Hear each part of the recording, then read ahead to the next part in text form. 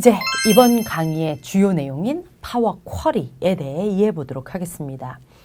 파워 쿼리는 크게 두 가지 역할을 하는 추가 기능입니다 라고 말씀드렸어요. 첫 번째는 내가 분석할 데이터를 연결하는 거, 두 번째는 이렇게 연결된 데이터가 비정형, 분석에 적합하지 않은 형태면 적합한 형태로 편집하는 역할을 합니다 라고 말씀드렸거든요. 그 내용을 조금 더 자세하게 설명드릴게요. 자, 파워 쿼리의 첫 번째 역할은 다양한 유형의 데이터를 검색하고 연결하고 결합하는 역할을 해요. 엑셀이나 CSV 텍스트 포맷의 파일을 연결하실 수도 있고요. SQL이나 오라클, IBM, 사이베이스 같은 데이터베이스, 액세스를 활용할 줄 아는 사용자분이라면 액세스 데이터도 가지고 올 수 있고요.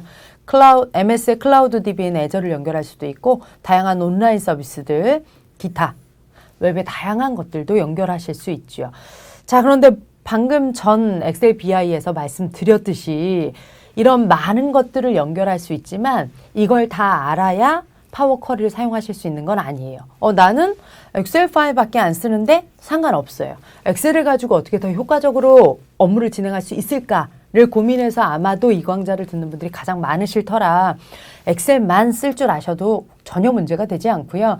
요새는 개인 사용자들의 역량도 많이 늘어나고 기업에서도 개인 직원들에게 데이터베이스도 열어주고 시스템에서 데이터를 내릴 수도 있도록 다양한 데이터로 분석 업무를 진행할 수 있도록 지원을 하기 때문에 만약 그러하다면 이런 것들도 다 연결할 수 있습니다 라고 이해해 놓으시면 되는 거죠.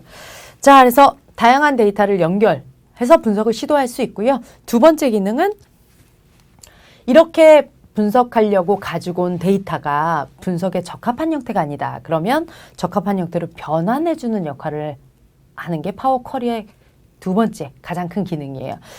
분석에 적합한 형태란 그렇다면 무엇이냐? 학습하면서 조금 더 자세히 모듈 3에서 설명을 드리겠으나 지금 간단히 말씀드리면 분석에 적합한 형태의 데이터는 이렇게 구성되어져 있는 데이터예요. 첫 행에 필드명, 열머리 글이 있고 세로로 데이터가 누적되어 있는 테이블 형태의 데이터거든요. 그런데 저희가 엑셀을 가지고 업무를 진행하다 보면 이런 로우 데이터들만 있는 게 아니라 이미 한번 정리가 된 크로스탭 형식의 데이터들을 아주 많이 보게 되죠. 보통은 로우 데이터가 있고 방금 전에 보신 테이블 형태의 로우 데이터가 있고 이 테이블을 가지고 저희가 엑셀에서 피벗 테이블을 만들면 이런 크로스탭 형식으로 데이터가 요약이 되죠. 그래서 로우 데이터가 있고 피벗을 만들었는데 또 분석하고 싶다. 그럼 로우 데이터가 있으니까 이걸로 작업하시면 돼요. 그런데 분석은 하고 싶으나 로우 데이터는 없고 내가 가지고 있는 자료는 이렇게 요약된 자료만 있더라. 그럼 분석에 적합하지 않은 형태의 일부라고 말씀을 드리는 거죠. 이런 것들이 하나만 있는 게 아니라 여러 테이블로 나뉘어져 있을 수도 있고 심지어 이런 크로스탭 형식뿐만 아니라 다양한 업무 양식에 있는 데이터들을 가져다 분석하고 싶으신 경우도 있죠.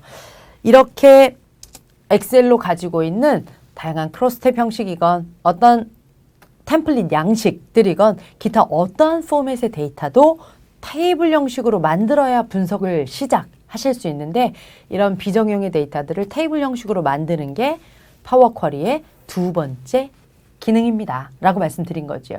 그래서 저희 학습 모듈도 첫 번째는 엑셀 BI와 파워 BI 2의 사전 준비고요. 두 번째는 다양한 유형의 데이터를 가지고 오는 거, 그리고 세 번째가 분석에 적합한 형태로 변환하는 과정으로 이루어지게 되세요.